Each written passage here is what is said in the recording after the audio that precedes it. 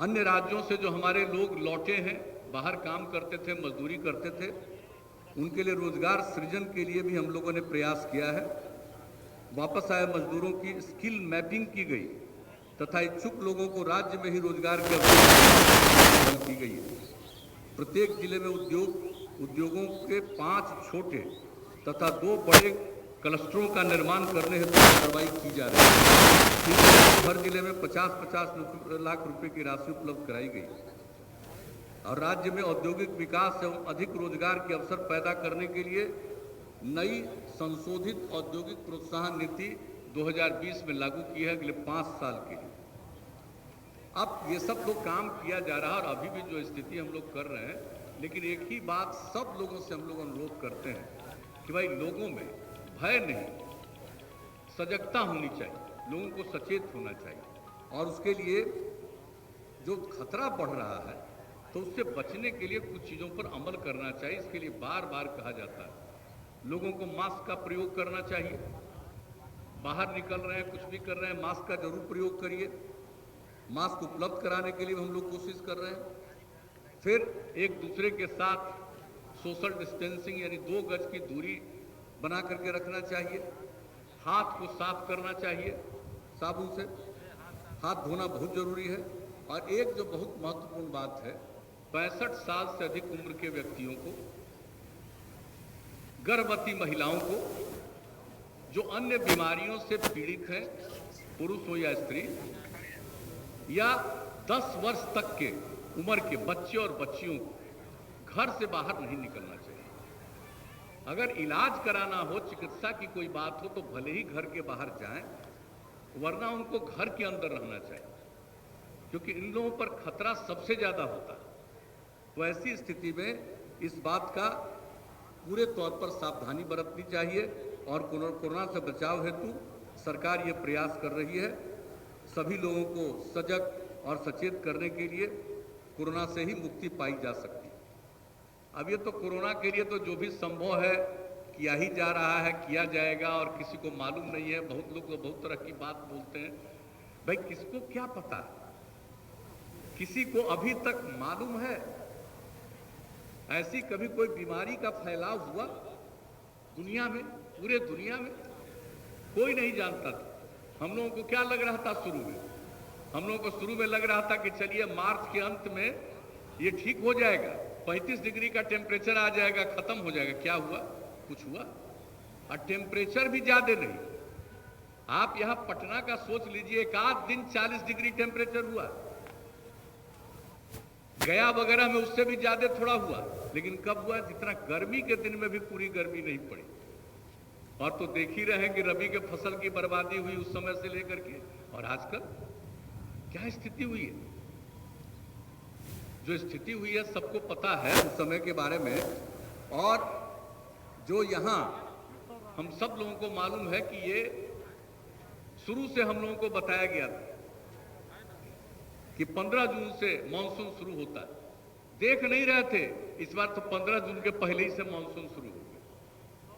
और नेपाल में कितनी वर्षा, यहां भी कितनी वर्षा, उत्तर बिहार के 16 जिले प्रभावित हो गए। तो इसके चलते और अभी तक जो 14 अगस्त का जो मेरे पास इसके जो आंकड़े आए हैं उसके मुताबिक, कल दोपहर के बाद के जो आंकड़े आए हैं उसके मुताबिक 14 अगस्त 2020 तक कुल 16 जिले में 130 प्रखंडों के अंतर्गत 1303 पंचायतों की लगभग 81 लाख, थोड़ा 81 लाख से भी ज्यादा जनगणना प्रभावित हो गई है। अब राज्य सरकार द्वारा बाढ़ से फंसे हुए लोगों की सुरक्षा के लिए सुरक्षित स्थानों पर पहुंचाने में मदद की जा रही है। जो आप सबको मालूम है कुछ स्थानों पर जाना संभव नहीं था, तो एयर ड्रॉपिंग के माध्यम से बाढ़ प्रभावित क्षेत्रों में फूड पैकेट उपलब्ध कराने के लिए भी हम लोगों ने काम किया। बाढ़ राहत शिविर चलाए जा रहे हैं जहां पर लोगों को रहने की जरूरत बाहर है, वहां पर इंतजाम किया गया है। और इसके अलावे सामुदायिक रसोई केंद्र, किसी दिन तो 10 लाख के भी करीब गए, अब लगभग 9 लाख लोग सामुदायिक रसोई केंद्र में भोजन कर रहे हैं, वो प्रबंध है।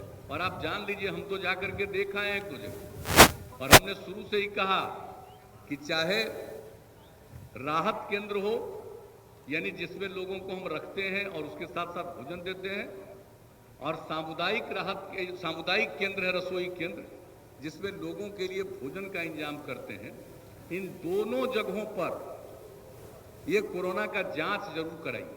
और कराया गया।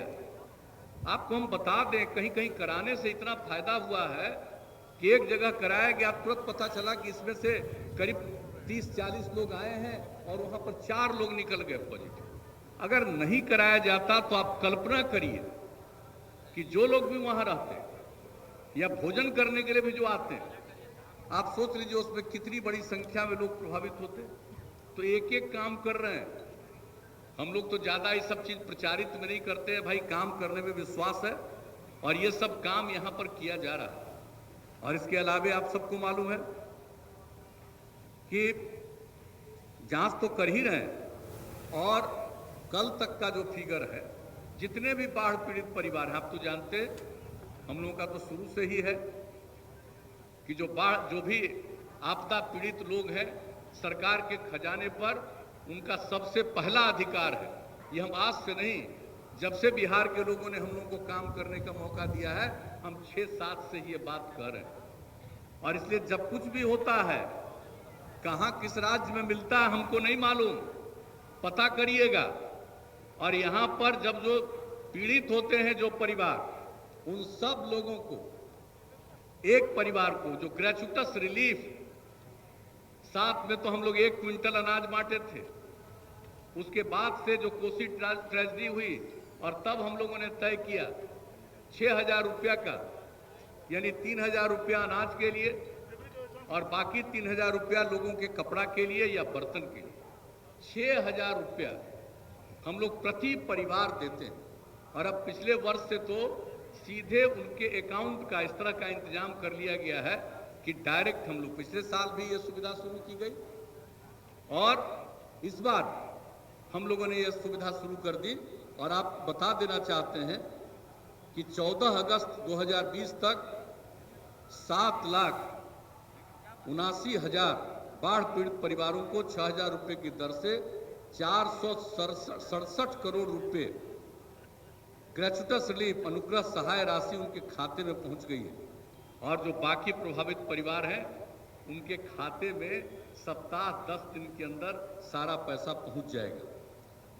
और फसल क्षति जहां कहीं भी हुई है उसका भी आकलन कराया जाता है, और जब आकलन कराया जाएगा तो उन सब लोगों के लिए सहायता दी जाएगी।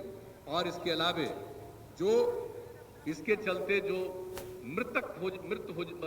मृत्यु जिनकी हो जाती है उनको सहायता देना, और मृतक पशुओं के लिए भी सहायता दी जाएगी।